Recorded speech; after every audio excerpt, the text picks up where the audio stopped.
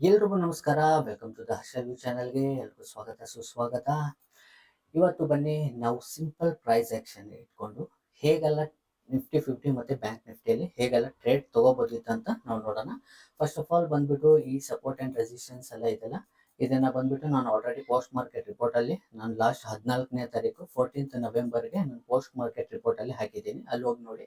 ಅದೇ ಲಾಸ್ಟ್ 2 ವಾರದಿಂದ ನಾನು ಪೋಸ್ಟ್ ಮಾರ್ಕೆಟ್ ರಿಪೋರ್ಟ್ ನೋಡಿ ನಾವು ಹೇಗೆಲ್ಲ ನಾವು ಟ್ರೇಡ್ ಸಿಂಪಲ್ ಪ್ರೈಸ್ ಆಕ್ಷನ್ ಇಟ್ಕೊಂಡು ಹೇಗೆಲ್ಲ ಟ್ರೇಡ್ ಮಾಡ್ಬೋದಿತ್ತು ಅಂತ ನೀವು ಅಲ್ಲಿ ನೋಡ್ಬೋದು. ಬನ್ನಿ ಇವತ್ತು ನಿಫ್ಟಿ 50ಅಲ್ಲಿ ಇವತ್ತು ನೋಡ್ಬೋದು. ಇಲ್ಲಿ ಬಂದ್ಬಿಟ್ಟು ನಮ್ಮ ಬೇರಿಶ್ ಮಾರ್ಕೆಟ್ ಝೋನ್ ಅಲ್ಲಿ ಬಂತು ನಿಫ್ಟಿ 50.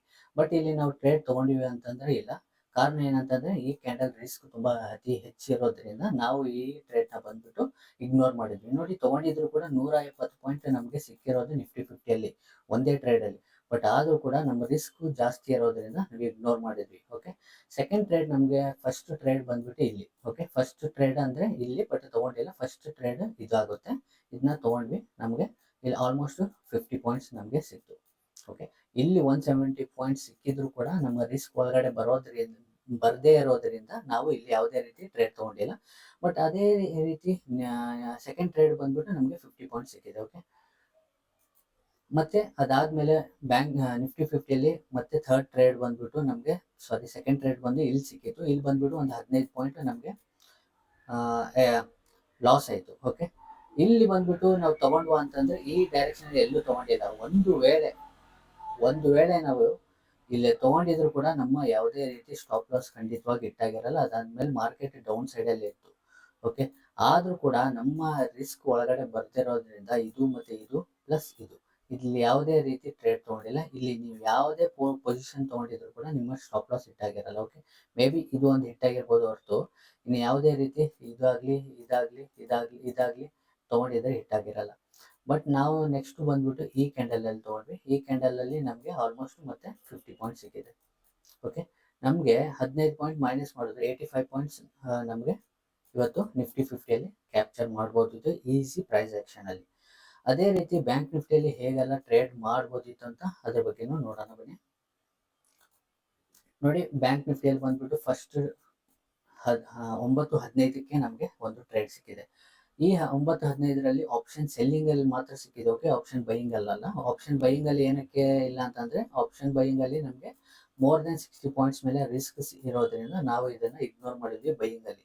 ಓನ್ಲಿ ಆಪ್ಷನ್ ಸೆಲ್ಲಿಂಗ್ ಅಲ್ಲಿ ತಗೊಂಡಿದ್ದು ಕೂಡ ಇಲ್ಲಿ 100 ಪಾಯಿಂಟ್ ಸಿಕ್ಕಿದೆ. ಓಕೆ, ಇಲ್ಲಿ 100 ಪಾಯಿಂಟ್ ಸಿಕ್ಕಿದೆ. ನೆಕ್ಸ್ಟ್ ಟ್ರೇಡ್ ಬಂದು ನಮಗೆ ಇಲ್ಲಿ ಸಿಕ್ತು. ಇಲ್ಲಿ ಬಂದ್ಬಿಟ್ಟು ನಮಗೆ ಜಸ್ಟ್ 15 ಪಾಯಿಂಟ್ ಸಿಕ್ತು. ಓಕೆ, ಇಲ್ಲಿ ಕೆಳಗಡೆ ಇಷ್ಟು ದೂರ ಬಂದಿದ್ರು ಕೂಡ ನಾವು ಟ್ರೈಲಿಂಗ್ ಸ್ಟಾಪ್ ಲಾಸ್ ಇಟ್ಟಿರೋದ್ರಿಂದ ನಮ್ಮ ಟ್ರೈಲಿಂಗ್ ಸ್ಟಾಪ್ ಲಾಸ್ ಇಟ್ಟಾಯ್ತು. ಏನಕ್ಕಂದ್ರೆ ಇದು ನಮ್ಮ ಟಾರ್ಗೆಟ್ಗೆ ರೀಚ್ ಆಗಿಲ್ಲ. ಇಲ್ಲಿ ಟ್ರೈಲ್ ಮಾಡಿದ್ವಿ, ಬಟ್ ಇಲ್ಲಿ ನಮಗೆ ಜಸ್ಟ್ 15 ಪಾಯಿಂಟ್ ಸಿಕ್ತು. 115 ಪಾಯಿಂಟ್ ನಮಗೆ 2 ಟ್ರೇಡ್ ಅಂತ ಸಿಕ್ತು. ಅದಾದ್ಮೇಲೆ ಬಂದ್ಬಿಟ್ಟು ಮೂರನೇ ಟ್ರೇಡ್ ಬಂದ್ಬಿಟ್ಟು ಇಲ್ಲಿ ತಗೊಂಡ್ವಿ. ಇಲ್ಲಿ ಬಂದ್ಬಿಟ್ಟು ನೆಕ್ಸ್ಟ್ ಸ್ಟಾಪ್ ಲಾಸ್ ಇತ್ತು ಮೂರನೇ ಕ್ಯಾಂಡಲ್ ಅಲ್ಲಿ. ನೆಕ್ಸ್ಟ್ ಮತ್ತೆ ಇಲ್ಲಿ ಎಂಟ್ರಿ ತಗೊಂಡ್ವಿ. ಇಲ್ಲೂ ಕೂಡ ಮೇಲೆ ಹೋಗಿ ನಮ್ಮ ಸ್ಟಾಪ್ ಲಾಸ್ ಇಟ್ಟಾಯ್ತು. ಇಲ್ಲಿ ನಮಗೆ ಟೋಟಲ್ ಆಗಿ 2 ಟ್ರೇಡ್ ಇಂದ 55 ಪಾಯಿಂಟ್ ನಮಗೆ ಲಾಸ್ ಆಯ್ತು.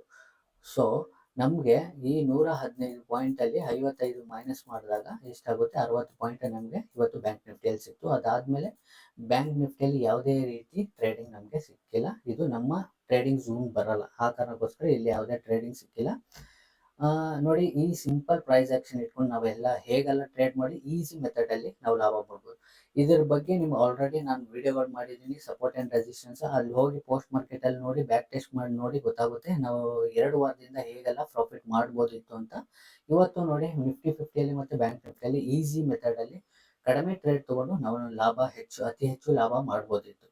ಓಕೆ, ನಿಮ್ಗೆಲ್ಲ ಏನಾದರೂ ಕ್ವೈರೀಸ್ ಇದ್ರೆ ನನ್ನ ಈ ಮೇಲ್ ಐಡಿಗೆ ಮೇಲ್ ಮಾಡಿ. ಓಕೆ, harshal@gmail.comಗೆ. ಮತ್ತೆ ಬನ್ನಿ ನಾಳೆ ಇಂಪಾರ್ಟೆಂಟ್ ಸಪೋರ್ಟ್ ಅಂಡ್ ರೆಸಿಸ್ಟೆನ್ಸ್ ಬಗ್ಗೆ ನೋಡೋಣ. ನಿಫ್ಟಿ 50 ಮತ್ತೆ ಬ್ಯಾಂಕ್ ನಿಫ್ಟಿಯಲ್ಲಿ ನಾಳೆ ಹೇಗೆಲ್ಲ ಟ್ರೇಡ್ ಮಾಡ್ಬೋದು ಅಂತ ನೋಡೋಣ.